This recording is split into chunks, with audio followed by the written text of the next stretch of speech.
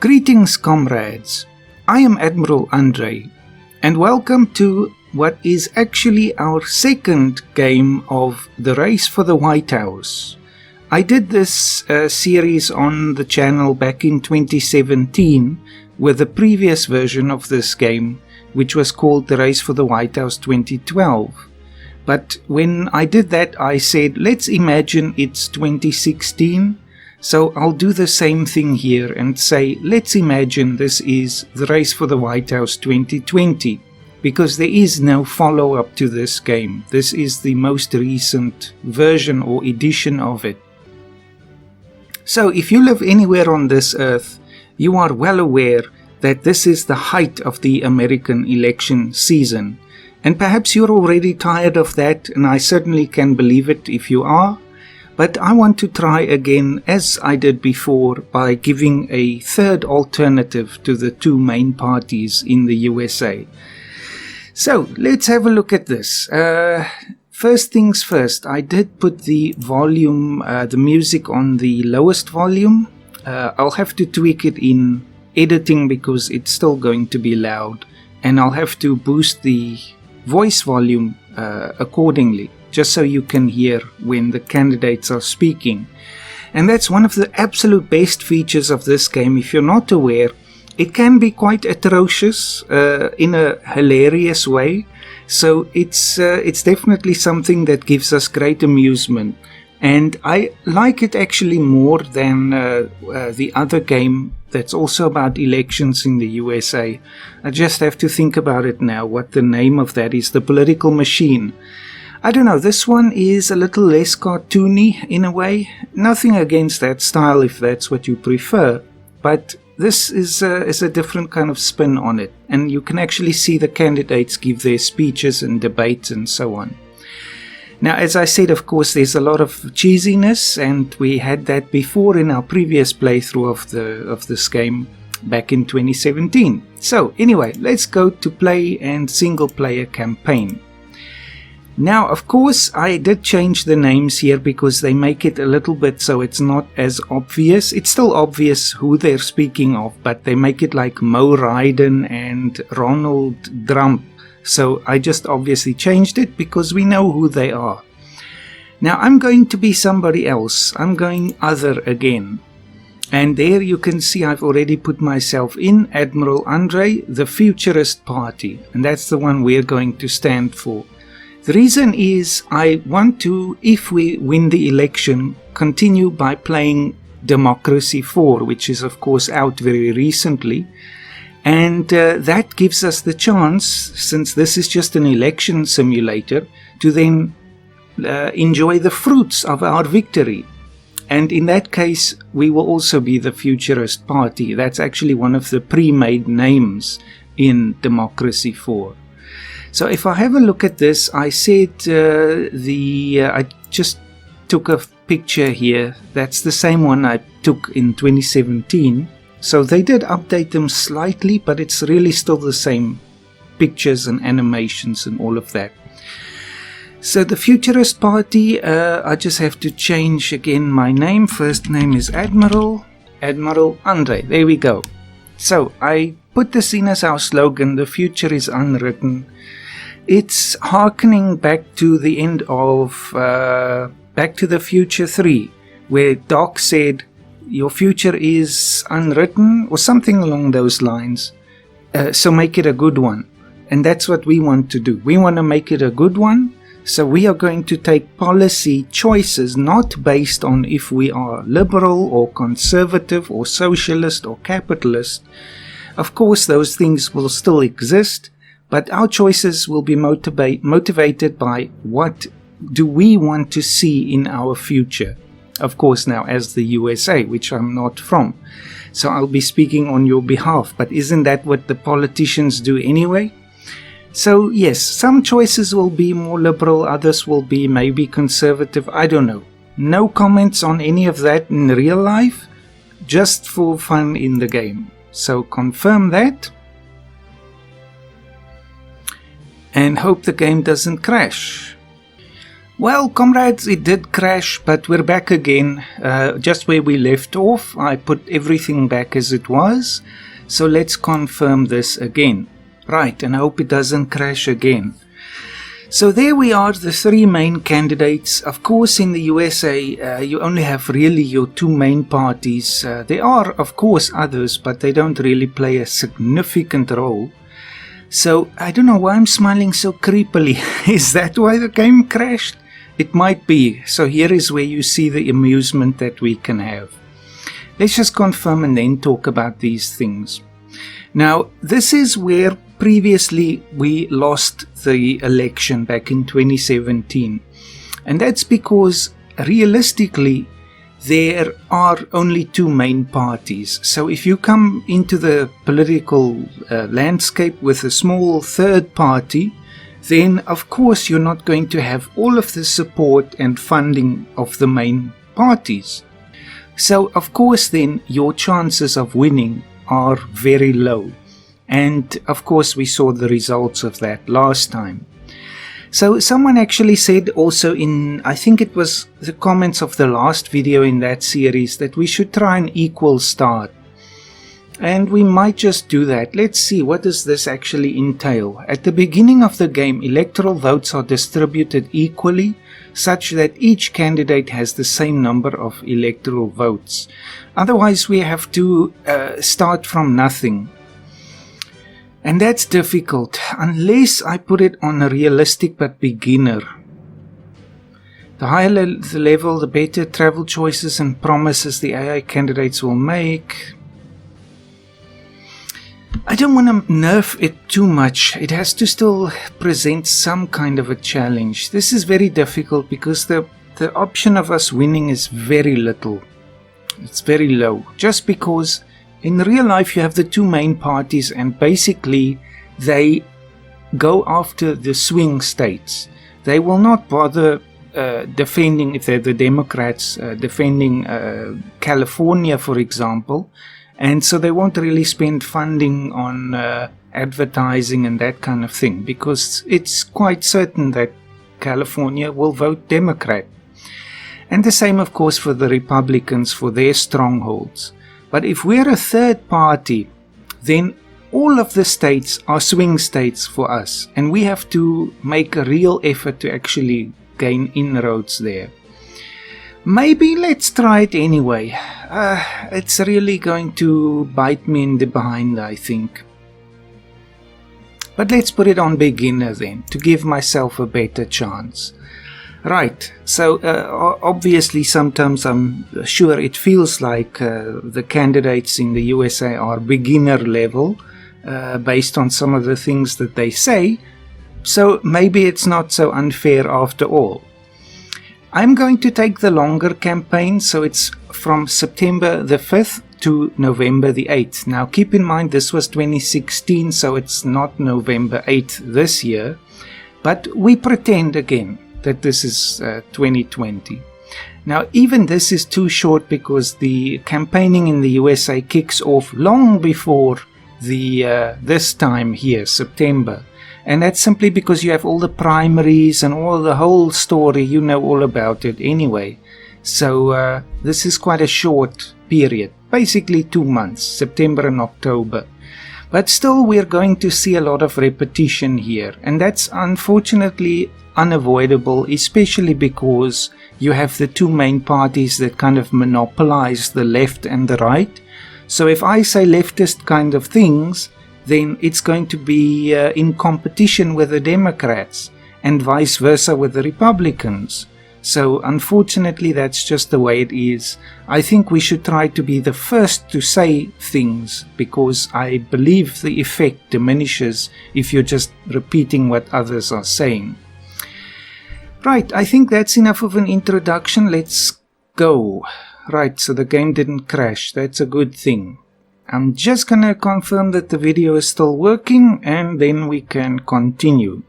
Right, comrades, it works, so at least we can have some confidence in that. You never know, this is not exactly a AAA title, so anyway, it's good to check.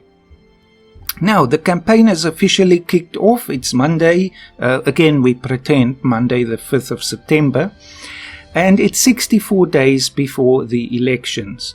Now, of course, we see there is Biden, and at the moment he's leading here in the game, and there's Trump looking kind of strange, but okay, that's part of the charm of this game.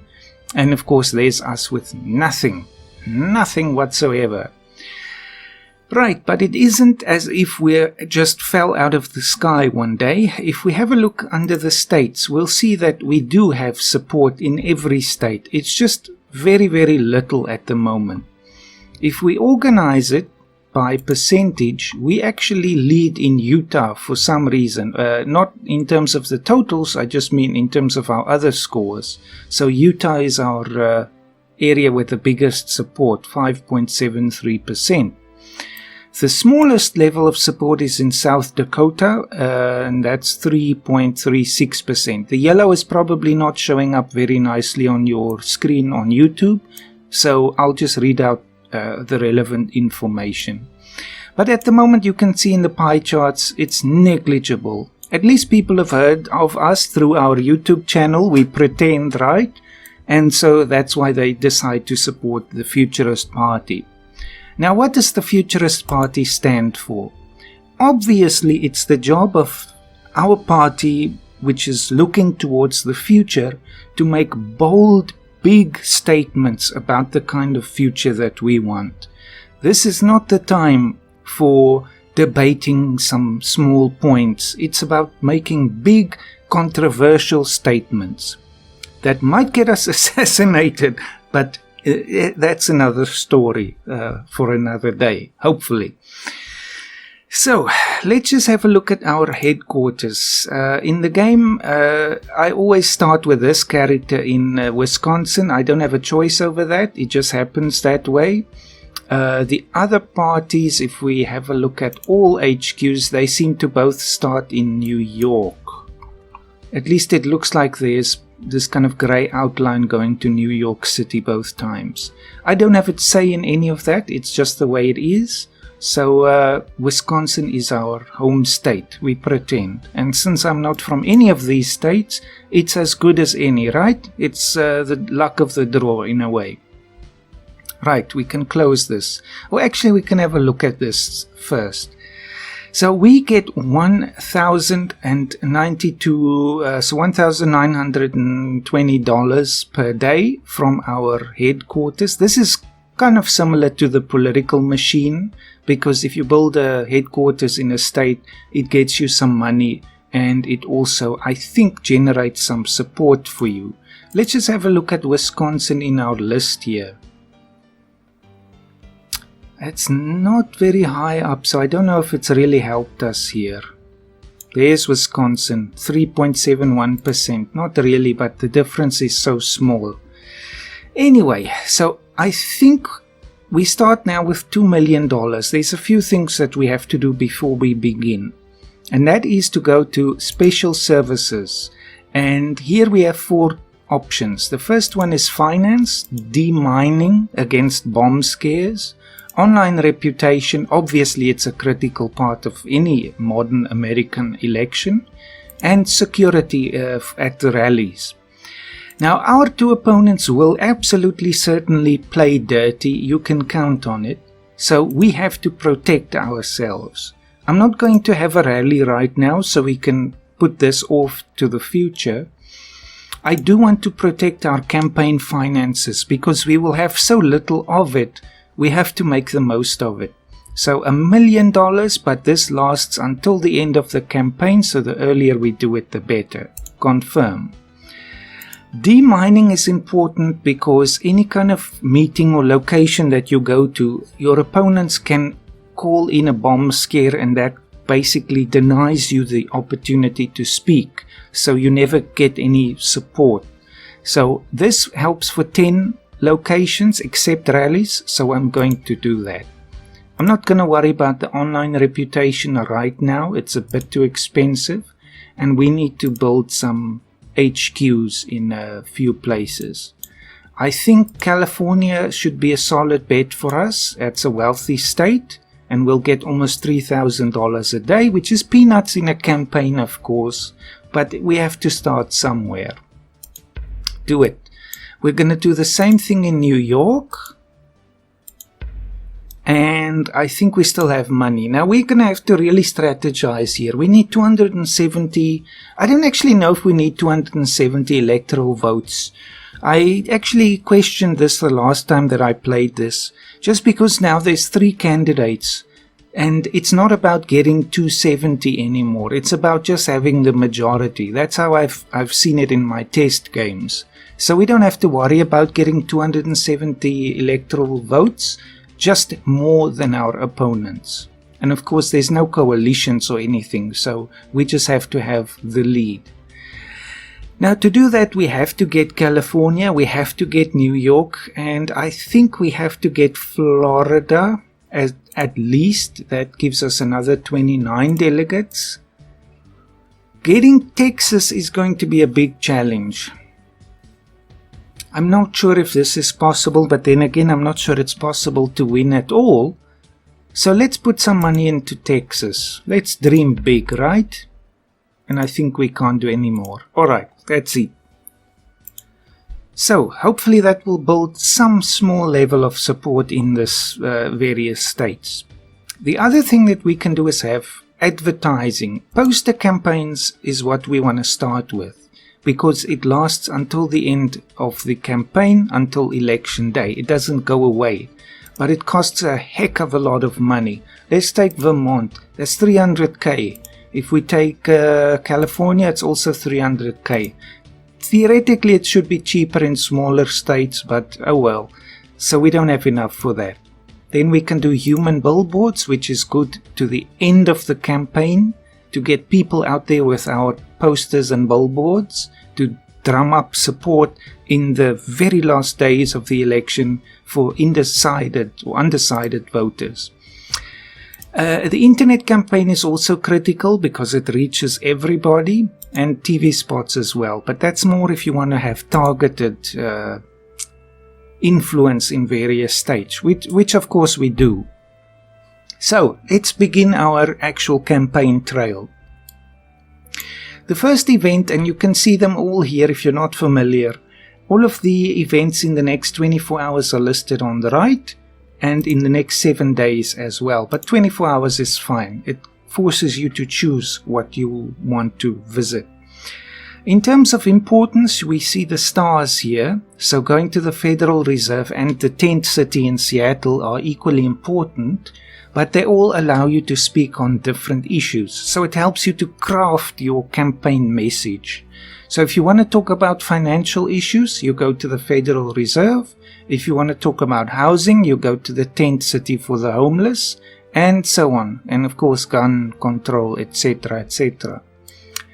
Now, let's go to the Federal Reserve. We want to make big statements, right? So let's have a look at this. This is the list of options that we have. We can abolish the Federal Reserve. I'm not going to do that. I don't think that is necessarily the right thing to do. But we can either reinstate the Glass-Steagall Act or support the Dodd-Frank Wall Street Reform and Consumer Protection Act. I think we're going to do this because regulating the financial industry is actually critical. And as we have seen in any kind of recession, Wall Street always gets bailed out while ordinary people have to pay the bill. And I think we have to have more accountability there. So the Glass-Steagall Act, as we can see here, was passed in 1933 and it was repealed in 1999. And it required that commercial banks and securities activities be separated. So if the securities go south, the commercial banks are protected somewhat. Now the Federal Reserve hates this, or the federal financial system hates this. The federal government's power is doing okay. It's not really strong either way, so it doesn't really influence that. But it certainly influences, as you can see by the smile and the hearts there in the eyes, the financial regulations. So let's do that. President Clinton made a big mistake when he repealed the Glass-Steagall Act. This decision has created too big to fail banks that are very harmful to our economy. We have to stop risking the taxpayer dollars. If we want to avoid another crisis, commercial banks must be separated from investment banks. And as always, the characters have a cheesy smile at the end for the photo op. Right, so what did my opponents do during that turn or during that day? That's how you advance the time. You visit various events. So it says on the bottom here, Donald Trump pledges to no longer charge income tax to single individuals earning less than $25,000 a year or couples earning less than $50,000. I think that's going to win him a lot of friends. And we don't know what Biden did. It doesn't come up. Maybe he's not said anything yet. No, it's just me and Trump so far. Now I think let's go to the tent city. We want to be seen at big events. Now this is an encampment of up to 100 homeless people, and we have to make a bold statement here. Now, of course, us being us, the Futurist Party, we look beyond the ordinary kinds of issues that most parties look at, and we're going to say we're going to implement a universal basic income. Now, again, in real life, I'm not saying anything about that because there's a whole lot of complex considerations there, but for us in the game, I think it's a good thing to do. Yes, the wealthy will hate us. They'll hate us anyway because of the Wall Street regulation, I think. And balancing the budget is a problem, but I have an answer about that. So let's make our bold statement. There's no denying that this idea is extreme, but it's extreme in a positive way. At a time when we have more people than ever living in poverty, the state needs to guarantee them a minimum standard of living. Looking into the future, I wonder what will happen when half-hour jobs are lost to automation. I believe this measure becomes more essential every day to protect our citizens. You see how he said, I look into the future. So this is a good fit for our Futurist Party. Right, now let's just have a look and see if this has made any kind of difference to our standings. Utah, Vermont, Wyoming, Idaho, not really. I mean, it's a small step thus far, but we do have, we can't even say decent support, but we have roughly equal support between Washington and Utah now, 4.85 and 5.7%. So I don't know if it helped locally get some support there, but anyway, we'll see. Right, the next thing, we can just have a preview of these various things to see what kind of issues they talk about. So this one is about the foreign policy in today's world. The other one is, and this is both on the same day, roughly at the same time as well, so you really do have to make a choice, the arms trade in Hawaii. I think we're going there and we're going to upset some people there. Let's go make some enemies. Right, off to Hawaii we go. And again, we're going to be bold and brash, and we're going to say that, let's see, where's that option now? We're going to ban the purchase of assault weapons. That's not even so bold, but it's a first step, I think. Can you believe the weapons owned by some Americans are the same ones used by our military in combat operations? These kinds of armaments should not be in the hands of ordinary citizens, much less in the hands of potentially dangerous people. We need a ban that will save lives without infringing on the rights guaranteed by the Second Amendment. It's time to act. When they asked him, how many flags do you want at your rally? Yes. Like an endless ocean of them. So, okay, there we've made our big statement, our big policy goal on guns, at least one of them, I think. And basically, we take the position here that handguns are enough for you to serve as basic defense. Hunting rifles and things are other issues. That's not automated weapons in this sense. So I think just taking these more extreme weapons off the streets is a good first step. Right. And that doesn't totally upset the Second Amendment. It just helps to put some limits on it. Right, now this one is flashing. I think it's because it's at the end of it, or does it continue to the next day? It looks like it's still continuing, so maybe it's our last chance to go there. It was September the 8th, but it's now September the 9th, so it might be over a couple of days. Let's go to that. Let's make a foreign policy statement. So I think this would be in New Orleans. Now, what do we say about this? So obviously here you get build a wall, etc., etc. These things have been said before. We don't need to say anything like that. Let's just have a good look at this. Right, I think we're going to support an independent Palestinian state because it's about time to put that issue to rest. And thus far, all the major parties in the US have taken a stance pro-Israel and never pro-Palestine. So let's speak up for Palestine a little bit. Again, we're not saying it's just them, but we have to make sure other voices are also heard. And we need to put an end to this issue once and for all. Israel hates us, but we say nothing hateful towards them. We just say we support the two-state solution. That's it. So anyway, let's make our statement and make some more enemies. My goal is to forge an agreement that will lead to a new member of the United Nations, an independent, sovereign state of Palestine living in peace with Israel. I firmly believe that the Palestinian people deserve a state of their own. We cannot deny them this most fundamental right.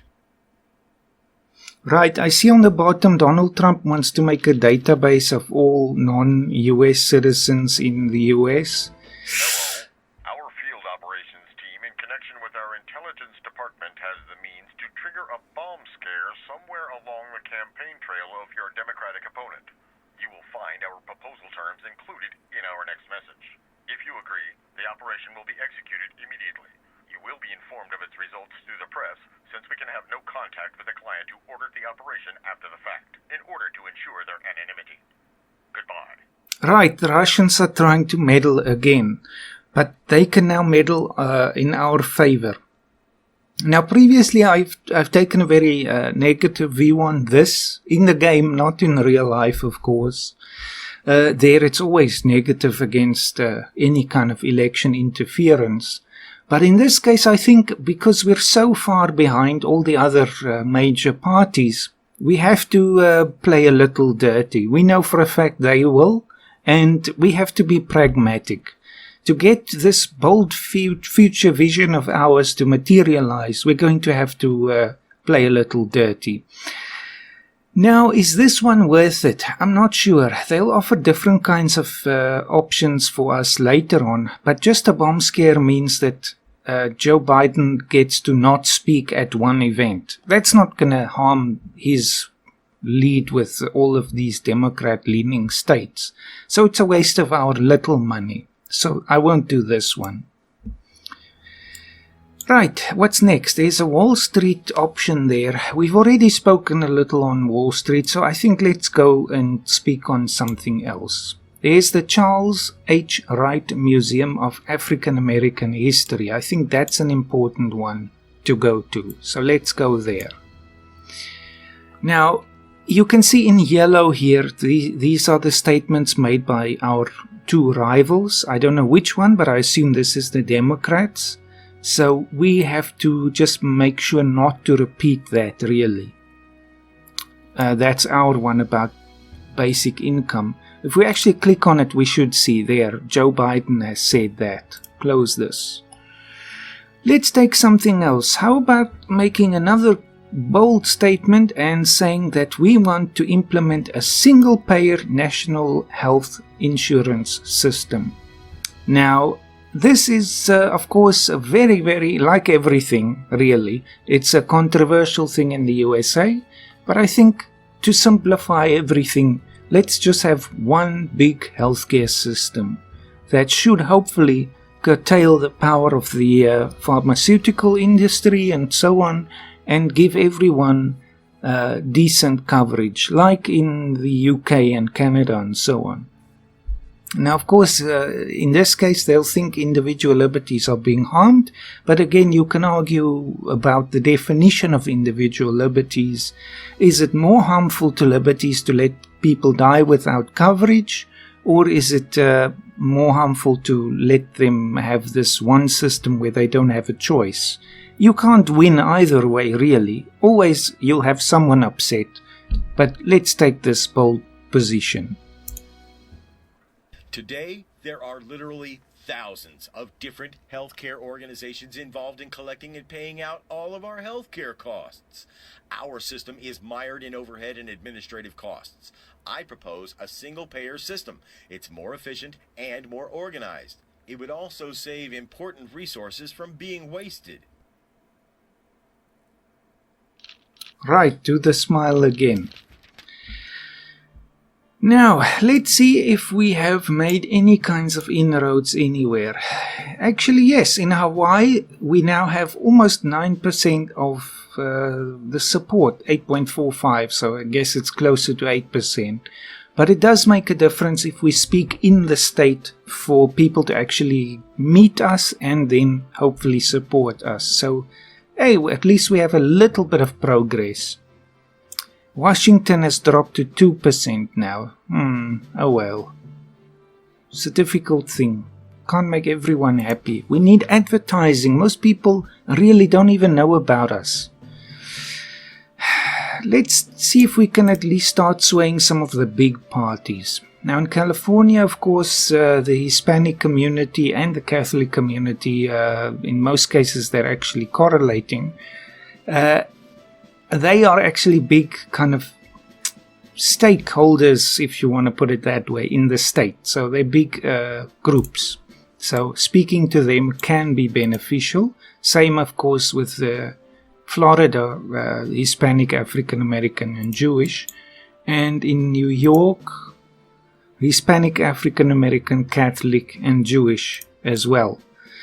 We have to start somewhere. Let's start by targeting California. Let's take a TV spot. Now, of course, it's not alphabetically organized here. Let's rather do that. And take California. And I think we might take Florida as well. Should we even take New York? Let's try that. Now my question is again just what groups were there? Still Hispanic community. Let's speak to the Hispanic community in all of those states. Now unfortunately I have to do it again, but so be it. I think if you take just one it's affordable. No, it's still too expensive. So let's ignore New York for now.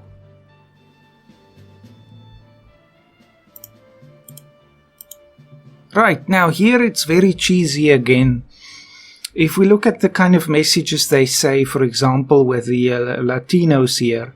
I am with Latinos. I want them to thrive. I want them to prosper. See, I'm your president. It seems very patronizing in a way. That's just how the game works, and they have this generic family in the background. But anyway, at least we say we also speak to the issues of Latino communities. That takes most of our money, but it starts getting the word out that the future is also speaking to them. I am with Latinos. I want them to thrive. I want them to prosper. See, I'm your president. I approve this message. Right, I approve this message. It makes me think of Tropico. I'm your presidente. Anywho, let's go to Wall Street and make more enemies there. Now, we've already said we wanted to reinstate the Glass-Steagall Act, so let's... oh, they've already taken this one. The Dodd-Frank Reform and Protection Act is also about financial regulation there. So maybe we should take this one. This is also a good one. an exit tax for companies merging with smaller foreign firms. So it helps to kind of avoid them evading their tax responsibilities. Now, that's why there's a little bit of a smile with balancing the budget and tax policies. The financial system is angry because, of course, they like loopholes and all sorts of things like that. And arguably that can affect economic development, but they need to pay tax. So if they want to merge with smaller foreign firms to avoid tax in the USA, they need to pay it. I am sick of the underhanded practices of our companies. We need to fix the loopholes in our legislation so that they cannot use their tricks to avoid paying taxes in America. This kind of behavior must stop. It's only fair that a company that makes money in our country should contribute to some of its profit. Right. Now, of course, it goes without saying that if we do win the election, which is probably not going to happen. I just wanted to tell you that the statements you've made during your campaign really made an impact on me. I support your candidacy, and I'm going to do what I can to help you win the election. I'm going to make a donation right away to a PAC that supports you. Good luck. That's very good news. We have our first big donor, a film producer and president of the Charles Cox Charities. So I think he likes what we said about minimum wage or universal income and things like that. So this is how we make our money, really, for the campaign. Big donors. So we really have to draw more of them in. But anyway, yes, so like I was saying, it goes without saying, if we do win the election, I want to follow roughly the same kind of policies in democracy for. So now we've already spoken about Wall Street regulation twice. We've spoken about universal basic income, about gun control, etc. So that gives a good indication there. Now there's, of course, our favorite issue, space, so let's go there. There's only two choices: decrease NASA's budget, ain't gonna happen, or colonize the moon. Which one do you think I'm gonna take? I see far into the future, and I have a bold vision for all of us. If I'm elected, we will have the first permanent base on the moon, and it will be American. Reinvigorating our space program also means new, fantastic technology for our country. Speaking of the whole space thing, this past week, actually this week still, since it's Friday evening now for me, it was the International Astronautical Congress, which this year, of course, due to COVID, was online. All together, it was called the Cyberspace Edition. And I was part of that because I, together with some colleagues, I presented on two papers of ours in the technical sessions. And on the first day, we could watch, and you could also ask questions, but I didn't ask any questions for that. You could watch all of the big space agency heads like NASA, etc., ESA, China, and so on, speak about all of their plans for the next few years. So it's actually was really interesting. So I think going to the moon is obvious for us.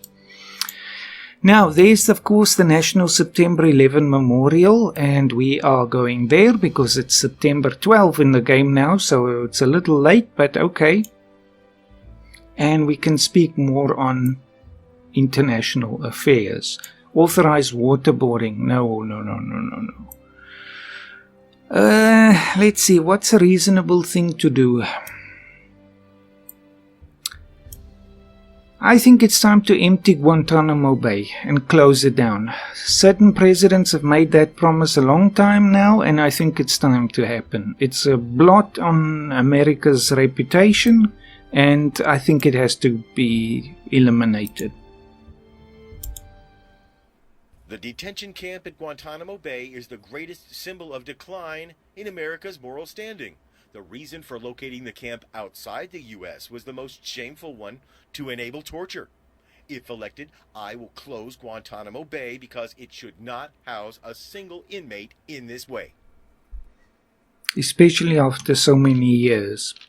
Right, now we've made even more enemies. That's alright. If, like Winston Churchill said, and I quoted this the last time I played this game as well, you have enemies, good. That means you stood up for something sometime in your life. Right, let's do some, no, we don't want to go to expenses. Actually, I didn't even know we could do that, but alright. I want to do ads. We need ads. Poster campaigns specifically. We can do one of them now. And I think we have to target, let's see if our promises to the Latinos made any difference. We now have 7% support in California, and Florida is 4.39, not so much. But let's put posters all over California so you get to see my mug everywhere, and I can make you promises about the future. Do it. Right. That should help over the long term. Now, what's this Statue of Liberty event here? Pro-choice, individual liberty issues, abortion, all of the boring topics that no one cares about. Yeah, right. It's definitely hot topics here. I think I see here is marijuana. So it hasn't really happened. Of course, the game is from 2016. So I think we just have to say that anyway, because arresting people for that is ridiculous, and we legalize it. Marijuana is no more hazardous or dangerous than alcohol if legalized. The federal government could save as much as $13 billion a year if it were to legalize marijuana. $6 billion alone would come from taxing marijuana like we do with alcohol. It's a much better solution. Right, and of course you can do that in Democracy 4 as well. Now there's a Red and Blue Constitutional Society event. We just really have to watch out for fundraisers. That's another important thing. But if it's not on issues that we've spoken already, we won't get any money. So we just have to be mindful of that. There's a Veterans Association. I think this Red and Blue thing, where is it? Common Core, it's more education and things like that. So I think let's go and make enemies with the military. I'm going to adopt a non-military intervention policy. I think on the whole it's a better thing to do. Of course, a lot of people will disagree with that, but enough American troops have died in other countries fighting for their issues. So, what will we choose? More wars? More debt? More dead soldiers? Or letting other nations work out their political destinies in their own ways? How many more unnecessary enemies does America need to add to its list?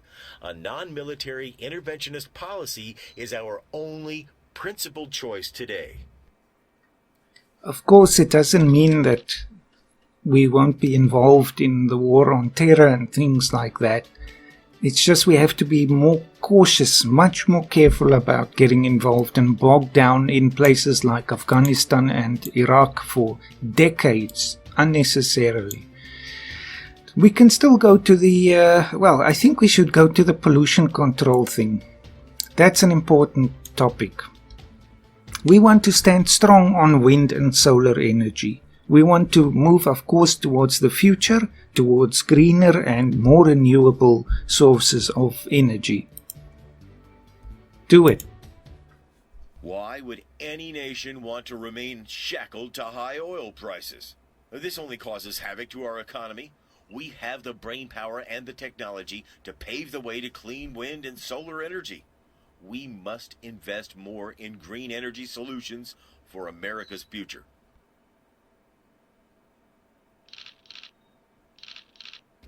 Right.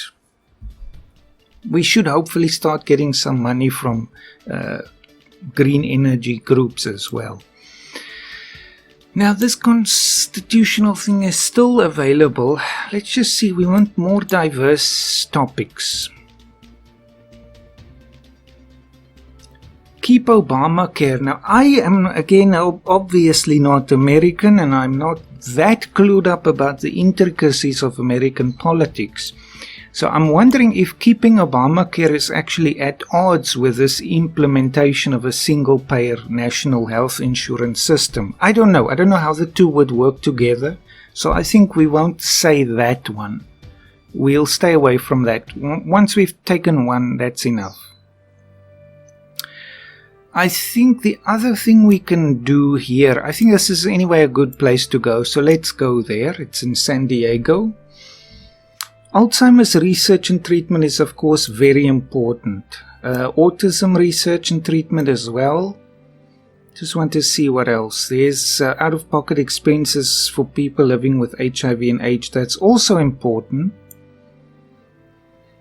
But I think maybe more in line with what we said before, the single-payer national health insurance system. It's not a giant leap to say extend or expand healthcare to cover all Americans. That's the goal, of course, anyway. So we'll say that. Healthcare is a right that should not be infringed upon. Every American, no matter what their income may be, should have access to quality medical care. That's why we need to implement a program that will cover everyone. Right, I see Donald Trump wants to cut NASA's budget. Not gonna work, not on my watch. So I think we're probably gonna wrap up now, comrades. Let's see if we have any difference. We now have a 16% support in California. It's not enough to challenge even the Republicans there, but it's a good start. I don't know. It's difficult to say if we stand any chance of winning. We probably don't. It's futile, I think. I see that Washington hates us even more, even after what I said about marijuana, which is a surprise. Only 1.97% now. Money is the real problem. There isn't enough money in this game. Actually, it's unfortunate. Of course, if you're a big party, it's easier because you have established support. We don't. Anyway, let's do one more event. Or actually build another HQ in Florida. I see they have big ones in Florida. We don't have big money. Anyway, that's one more. Let's go to the Santa Fe Renaissance Fair. So, what's there? Again, all the things to make everyone upset. Maybe we should go somewhere else, just for now. Rape Counseling Center. Planned Parenthood. Legalize prostitution. There's some things to be said about that, you know, but I don't think most people will like that. Pro-choice, obviously Biden has said that, and the requirement to hire more women and minorities. What about this one? Establish sexual violence prevention. I can't speak today. Education programs in colleges and high schools. That's a good thing. We need to raise awareness on the issue of sexual assault at high schools and colleges. For this reason, I want to establish prevention programs to keep these heinous acts from happening. But I also want to help the victims by making it easier for them to talk about it and by having more transparency on how the offenders are punished. We must act against this serious and concerning problem. Right, there's no place for abusers in our future. Now I see there's an African American Day parade in... Whoop. I already made a small donation to your campaign, but now I'd like to do more. Since I'm convinced you are the person for the job, my friends and colleagues also feel that you're the candidate who best serves our interests. Check your bank account. A wire transfer will arrive soon. Bye. Great, so every funder has 3 levels. We're now on the 2nd level with Charles Cox there, which is great. Now we start to get serious money. And I think we need an internet campaign. That will take most of our money, of course, but it lasts a week and reaches everybody. And it's both a financing method and a communication tool. So this is the kind of Bernie Sanders option of trying to get $5 or whatever from everybody. And also we get new voters, especially younger ones. I think this is great. We need to get our message out based on everything that we stand. So do that. Now we just have to see if we still have our security, and we don't. I think we should. And then let's go to one more thing, the African American Day Parade in New York. And there I'm going to say that's again going to cost a lot of money, but that's just the way it has to be. We're going to say all American households should have access to high-speed broadband by 2020. In this case, we'll say 2024 or 2025 or whatever the case might be. So, I mean, obviously, yes, there's the new technologies like Starlink and so on. So that can be part of this solution, just to make it more affordable to everyone, I guess, especially lower-income households. So anyway, we put our support behind more internet access. Obviously, that's critical for the future. We need to upgrade our digital policy to give everyone better access to the internet. This will boost our economy and reduce unemployment. The internet offers so many opportunities for creative Americans to start companies and sell their products much more easily. This is an essential step in rebuilding our economy. How many flags do you want? Yes. All right. There's a nuclear power plant. I think we're just going to pull the plug here right now, comrades. I need to edit this video, get it out, and then continue with other things. I'm writing a piece on Mars and some of the issues around that for future colonization. Anyway, I will speak to you again relatively soon, and I hope that you would consider supporting this party of ours here. And I never do this kind of thing, but since it's an election game, I'll say vote for me by clicking the like button, and we'll see what happens about that. Anyway, see you again soon, comrades. Have a fantastic weekend and day wherever you may be.